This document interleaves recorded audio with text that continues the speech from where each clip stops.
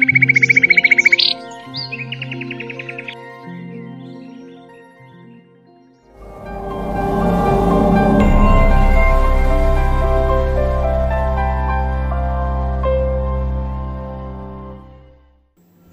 बंधुगण, घर वैद्य चैनल ले आपण मानक स्वागत।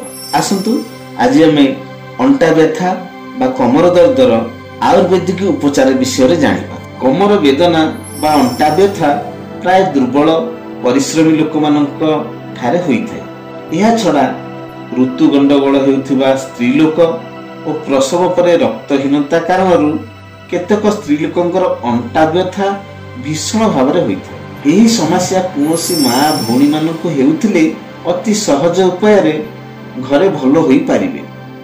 से उपचार गुड़िक आज आमे जानिबा।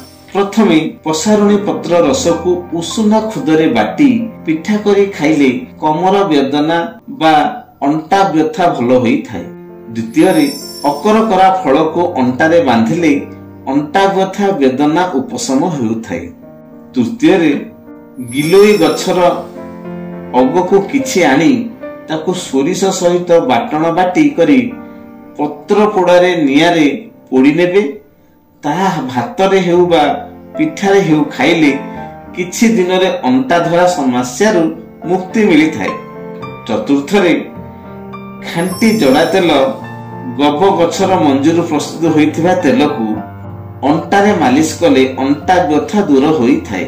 पंचम रे गोखुर बा गोखुरा 10 ग्राम सुंठी 10 ग्राम को 500 ग्राम पानी रे सिजाइबो। पानी मरी 100 ग्राम रहिले पानी को छाणी दिन को एक पान हिसाब रे 21 दिन खाइबो। अंटा व्यथा सब दिन पई विदाय नै जिवो। गोखुरा फल प्रत्येक चेरमूली दुकान ने मिली जिवो।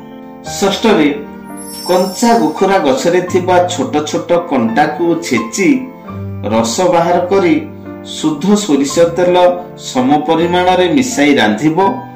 कंटा गुड़िक केवल तेल अवशेष रहिले से तेल को छाणी रखिबो। एही तेलरु 2 रु 5 ग्राम लेखाई प्रतिथर पानी रे मिसाई पीबो एवं अंटारे से तेल लगाइबो। 10 रु 15 मिनिट जाए मालिश करिबो। एही परि कले अंटा व्यथारु निश्चित मुक्ति मिली जिवो।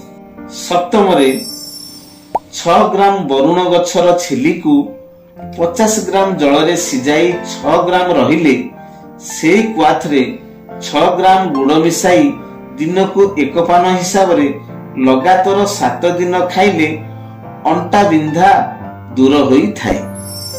जदि भिडियोटी भल लागि थाए निश्चित भावे लाइक शेयर सब्सक्राइब करिवे। धन्यवाद।